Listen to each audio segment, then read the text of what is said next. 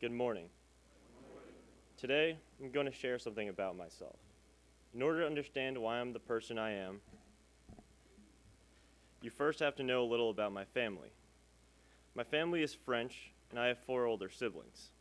I'm the only one who was born in the United States. My family moved to the United States almost 20 years ago because my father had better career opportunities here as a cancer researcher than in France. As a result, my 4 older siblings and myself grew up in the United States. My father worked hard, and still does, to provide his family access to the best opportunities available.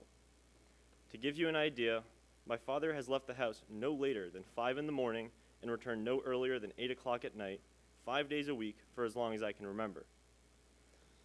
I only really got to see my dad on weekends, and even then, he was busy working at his desk or around the house repairing things. During all this time, my mother looked after the 5 children, homeschooled us to full fluency in French, and cooked meals from scratch that would not have been out of place at a 5-star restaurant. As time passed and my siblings attended middle school, high school, and then college, I witnessed their many achievements. I remember my sister getting recruited to Harvard for rowing, where she would go on to compete in the national championships and win, twice. My other sister getting a near 100 average in AP chemistry here at Brooks, and continuing her academic career at Brown. My brother recently completing an internship at a high-tech genome editing startup in Cambridge, and my other brother fighting his way onto the Boston University rowing team as a walk-on, despite being far smaller than those competing for the same position. I admire my siblings and the seeming ease and grace with which they are able to accomplish tasks and overcome challenges. I know now that although it may seem easy from the outside, they all struggle to achieve what they do. It takes unseen work, time, and even failure to reach success. The problem is, I didn't always know this, and it caused me a great deal of torment during my time at Brooks. Before the start of my freshman year, I imagined that given the opportunity to start at a new school, I would be one of those kids, the kind that never seemed to study but always aced everything, getting good grades just like my siblings. I didn't really have a detailed game plan for how this would all work out, but hey, my sisters seemed to cruise through high school without trying too hard, and both ended up at Ivy League schools, so I figured I'd be fine. I was not fine. I quickly realized I had not miraculously absorbed the entire contents of my math, history, Spanish, or English textbooks upon receiving a few, let's say, less than satisfactory grades. I was a little confused, as I had honestly expected not to have to try too hard. So I worked a little more and began to get better grades. But even with my improvement, I found myself remembering the impressively high GPAs my siblings had obtained and was disgusted with my own. My dissatisfaction spread to not only the grades I received, but the way I talked and the way I looked. I would spend free periods in the library basement doing my homework and taking notes, trying desperately to outperform the unreasonably high standards I had set for myself. When I continued to be unable to attain these standards, the successes my siblings experienced only seemed to exaggerate the degree to which I had failed. I felt as though I had to catch up to my siblings, do everything they had done, and more. This feeling of perpetually lagging behind and not being as gifted or as good as my siblings endured and began to take a toll on me. By the time my sophomore year was in full swing, I was used to and almost numb to the feeling. Every assignment I was handed back was a reminder of my failure, unless I determined the grade to be up to par, but it never was.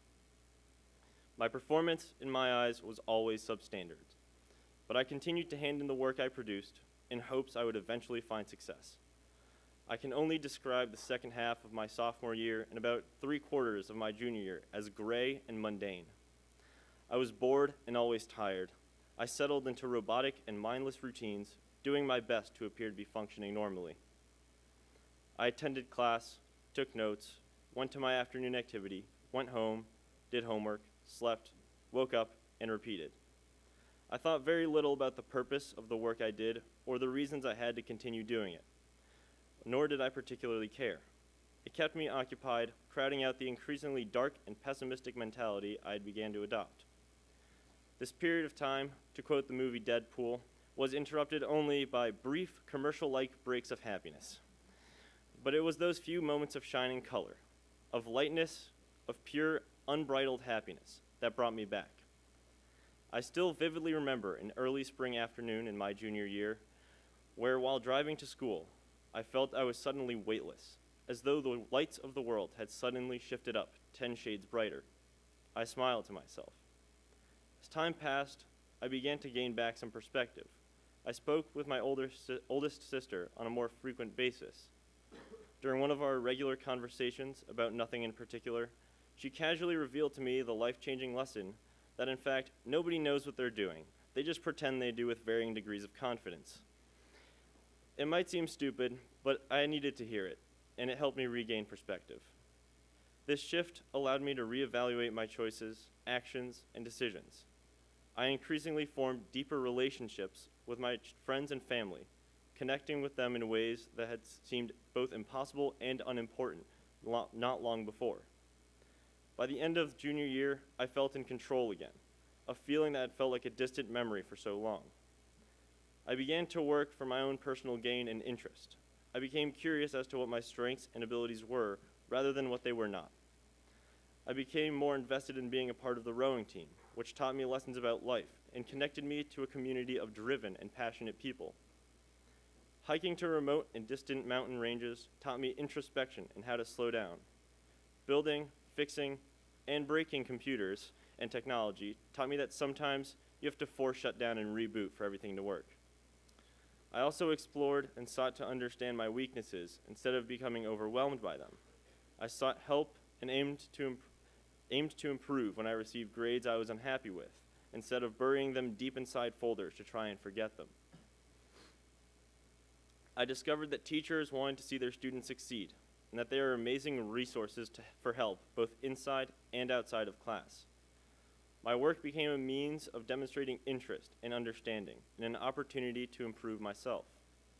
Now, in my senior year, I can tell you that there are still times where control feels as though it has been wrenched from my grasp, as though I am drowning in an insurmountable pile of college visits, applications, homework, projects, and tests.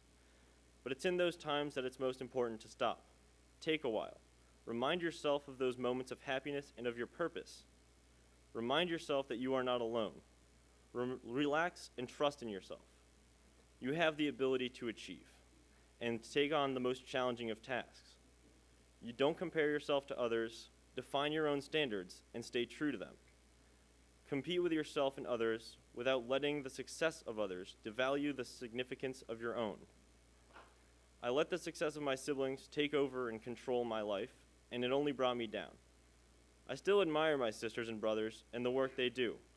I understand that their lives are not as flawless and as easy as I used to imagine.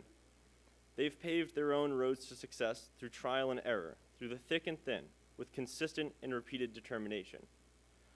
I draw inspiration from the journey they have traveled, rather than the destinations they have reached. I hope my story helps you see that you are free to determine your future, your fate, and that it depends on the work and effort you put forward. So decide what you want for yourself, then go out and work for it. And before you'll know it, you'll be there. Thank you.